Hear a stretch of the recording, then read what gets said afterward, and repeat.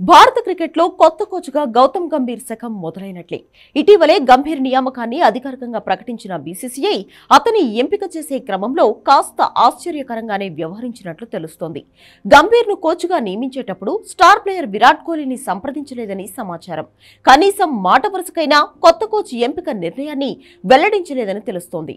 అదే సమయంలో ఆల్రౌండర్ హార్దిక్ పాండ్యాతో మాత్రం బోర్డు వర్గాలు చర్చించినట్లు వార్తలు బయటకు రావడంతో ఇది హాట్ టాపిక్ గా మారింది. గతంలో 2 సార్లు గంభీర్ కోహ్లీ మైదానంలోనే గొడవ పడ్డారు. అయితే ఐపీఎల్ 17వ సీజన్లో మాత్రం ఒకరినొకరు హగ్ చేసుకుని తమ పాత గొడవలకు ఫుల్ స్టాప్ పెట్టారు.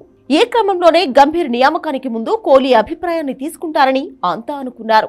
అయితే జట్టు భవిష్యత్తును దృష్టిలో పెట్టుకున్న బీసీసీఐ ఈ నియామకం విషయంలో విరాట్ కోహ్లీని విస్మరించినట్లు తెలుస్తోంది. Captain Rohit Sharma, vice captain Hardik పాండ్యాల అభిప్రాయాలను మాత్రమే తీసుకుందని ఓ బీసీసీఐ అధికారి వెల్లడించారు. టీ20 ఫార్మాట్ కు విరాట్ కోహ్లీ, రోహిత్ శర్మ దూరం కాగా హార్దిక్ పాండ్యా సారథిగా కొనసాగనున్నాడు. కోహ్లీ 3-4 ఏళ్లలో ఆటకు గుడ్ బై చెప్పే అవకాశం ఉండడంతోనే బోర్డు అతన్ని పట్టించుకోలేదని అర్థమవుతోంది.